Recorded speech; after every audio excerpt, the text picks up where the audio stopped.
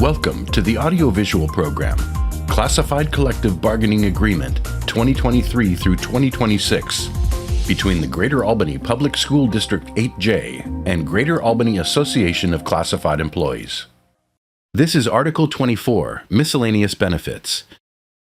24.1, Physical Examination. Physical examinations required by the district shall be paid by the district at the rate charged by the district-designated local doctors. Employees choosing to have such physical exam performed by physicians other than those designated shall be responsible for any costs in excess of the district-designated doctor's rate. 24.2. Driver physicals. Employees with driving positions where the district requires a physical examination will have physical exams paid for at the rate charged by the district's designated local doctors. The district will cover the cost for up to 2 exams per annual, 1 year, or biennial, 2 years renewal period. 24.3. CDL license benefits. CDL holders/bus drivers utilized by the school district are eligible for a monthly $10 benefit to health clubs. The participating health clubs are agreed upon by GAACE and the district. The district pays for CDL drivers to obtain and renew CDL license. 24.4. Fitness membership. All classified employees shall be eligible to participate in the GAPS group rate, if applicable, for regional fitness centers. Said employees shall be eligible for payroll deduction, when available, for these fees if the employee chooses the payroll deduction option. 24.5. Expenses. Employees who incur expenses in carrying out district-assigned duties will be reimbursed according to School Board Policy DLC. 24.6. Mileage.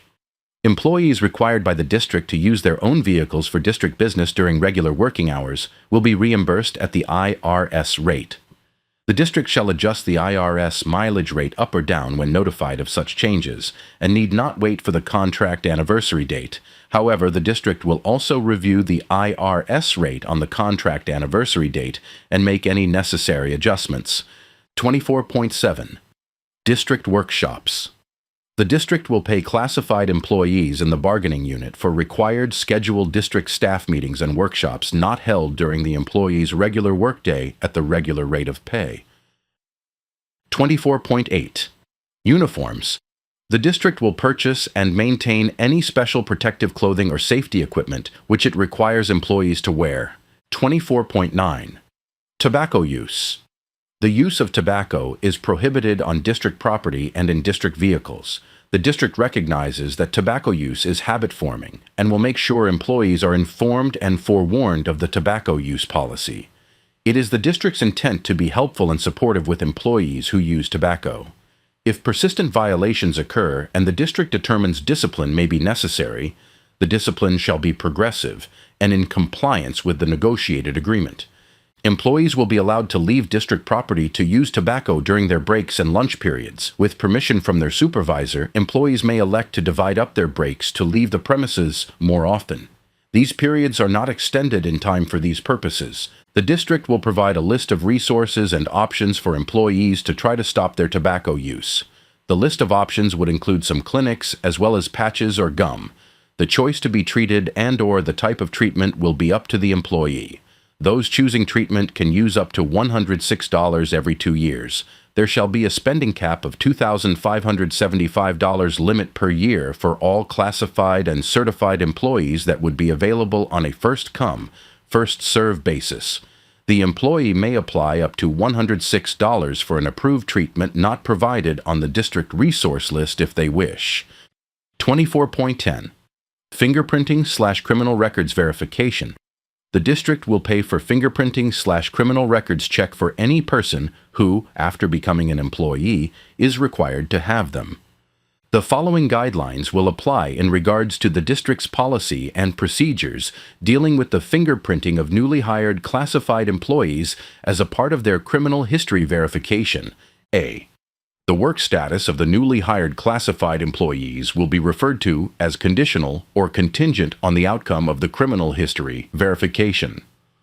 Employees will not be classified or referred to as temporary during the time period before the criminal history verification is completed. B. The newly hired employee will be responsible for the cost of the fingerprinting and criminal history verification. The employee will be given 3 options for paying the cost of the verification by the Oregon State Police and the Federal Bureau of Investigation. 1. Payment of the fee at the time of employment. 2. Payment of the entire fee through a single payroll deduction from the first paycheck. 3. Payment of the fee through 2 equal payroll deductions from the first 2 paychecks. C. If an employee is terminated at the direction of the State Superintendent of Public Instruction based on the results of the criminal history verification and the employee successfully appeals that decision, the employee will be reinstated to the original position with seniority restored to the original date when employment began.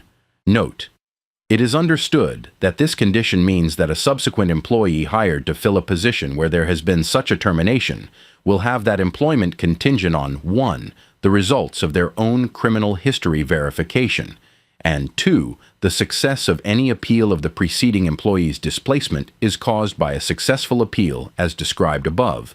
The subsequent employee will be considered to have been laid off with recall rights prescribed by the existing contract. 24.11. Criminal history. Recheck. The district will provide the proper forms for classified employees to fill out in order to process a criminal history check every 5 years.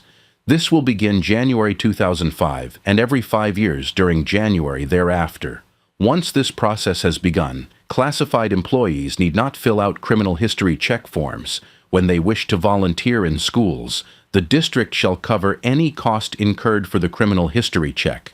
New employees shall fill out criminal history checks according to district policy and contract language. They shall also fill out the forms in January if they are hired during the 5th-year employee check. 24.12. Transportation Department Manual. The district will publish a manual for the Transportation Department. It will contain all procedures used in transportation, such as the assignment of work, new driver's packet, training regulations, etc. It will be reviewed with the transportation employees, and a copy will be distributed to each employee. Prior to its printing, a committee made up of district and association appointees shall review it. This manual will be updated annually, when necessary, and the committee will review all changes. If the district makes any changes in the practices as defined by this manual, it will first notify the association in writing. The association may place a demand to bargain over any changes that are mandatory subjects of bargaining. 24.13. Food service benefits. Employees who hold a position in a food service job classification shall be eligible to purchase a breakfast meal or lunch meal at a cost of $1 if the employee's shift falls within 1 hour of the time food is being served and if there is food available. The district will pay to obtain and renew food handler's license.